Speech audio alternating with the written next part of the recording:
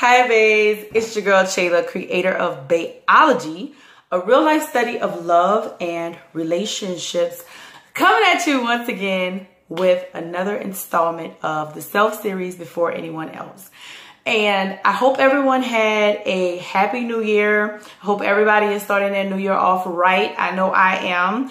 And so I recently put it out there on my Instagram page. So for those of you who don't follow me, go ahead and follow me on Instagram. I'm always putting stuff on my stories, and I try to be as interactive as possible with asking questions to my followers just about the direction they want me to go into and what they want me to speak on. So I always am checking the climate of, my audience to make sure that I'm giving you guys what it is that you're asking me for. I recently put it out there and I asked the question on my stories, what is the number one thing that every human being should know, or every adult should know about themselves? And there were so many awesome responses that I'm going to actually use to finish out the self series. The question that I am going to address in this video is the practical application of maintaining your peace.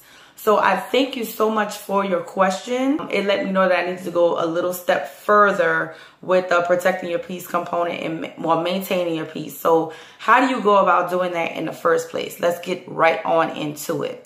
So as I said, anything that violates your peace is a violation on your soul. So it could be anything that makes you feel uncomfortable. It could be anything that knocks your frequency down a couple of notches. Anything that does not contribute to you is not bringing you peace. So with that being said, first of all, the first step in the practical application of finding that peace is to identify people, places, and things that make you feel uncomfortable, that violate your soul, that knocks down your frequency a bit. And when you're really, really honest with yourself, sometimes those discoveries can be a little startling, because it could be people that have been close to you all your life and you know the way they are, and that's just the way that they've always been. However, anybody that doesn't eventually evolve with you is going to grow away from you. And that's just the way of life. It's nobody's fault. It's just a thing that just happens.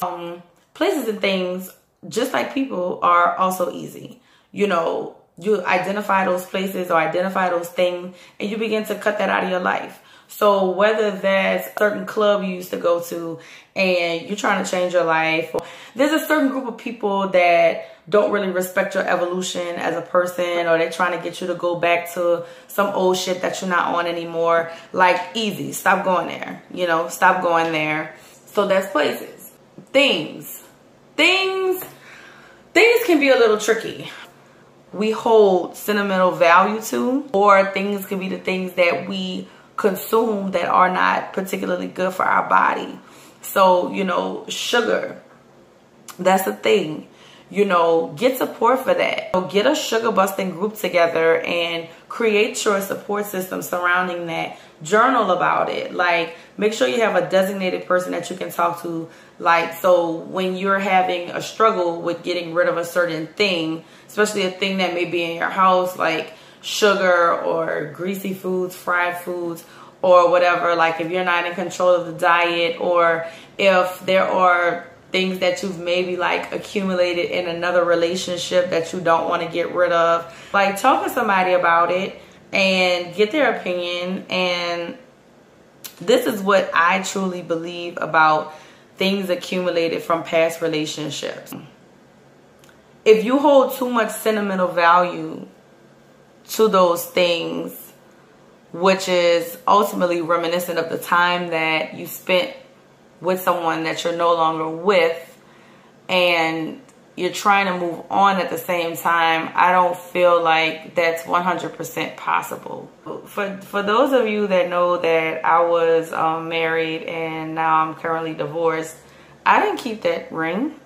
That was after I knew my marriage was over, that was probably one of the first things I got rid of, to be honest. So yeah, you gotta figure out what works for you. But if you're holding like sentimental value to something and it reminds you of the relationship, then no, you can't 100% move forward and hold on to that at the same time. There's something else spiritual and emotional that's going on. And so people, when it comes to people, especially people that have violated you, violated your soul, people who make you feel uncomfortable, people who are not on the same frequency level as you are, you know, and it's not to say that you're better than those people or those people are better than you. It's not that. What it is taking inventory of your situation and figuring out whether or not that person's existence in your life works for you. If the answer is no, you don't owe that person an explanation. You do not owe that person an explanation as to why you are booting them out of your life. Some people will chase you down and continue to violate you in the spirit of closure. Closure is just an illusion. I can come to any conclusion that I want to come to, and I can tell myself that's that, and that's gonna be that. I get it. I get why people need closure, but ultimately, the person who is needing closure, it's almost like they're saying to the other person, you have dominion over how I feel about this situation, and you're the only person that can give me some sense of finality over this situation. No, ain't nobody about to give me a sense of shit over a situation. Like, if that's how you feel, that's how you feel. Okay, go with God. Like, I'm not about to chase you down for closure. I don't have to have those conversations. I understand everyone isn't there. However, when you think about it that way. Knowing that with dealing with people and protecting your peace, there's some people that you will have to vacate out of your life, out of love for yourself, and out of the will to want to continue to evolve. There are some people that you just can't have there in that space, and that's okay. And they, you know, whether they understand it or not, this is you and this is your life. You don't owe anyone an explanation. If you decide to give an explanation to someone, that's also fine. You know, I have given explanations before, and then sometimes I haven't. It just depends on, excuse me, just depending on how I was feeling that day. And so in doing those things, you know, you don't have to go through a whole process to distance yourself. Stop answering their phone calls. Stop answering their phone calls. If you see that person in public, then, you know, be ready. And that answer can be like, I simply don't owe you an explanation. So that is it for me. I'm about to get on out of here and start my day. I just want to thank each and every one of you for your thoughts, your support, your opinions, your feedback. All of that means so very much to me. I also do one-on-one consultations. Like, I do those. I can help you out if you have any questions about anything in the series thus far, or if you have any relationship stuff that you want to talk to me about. I've also done couples, so I can do that as well. Follow me on Instagram and click that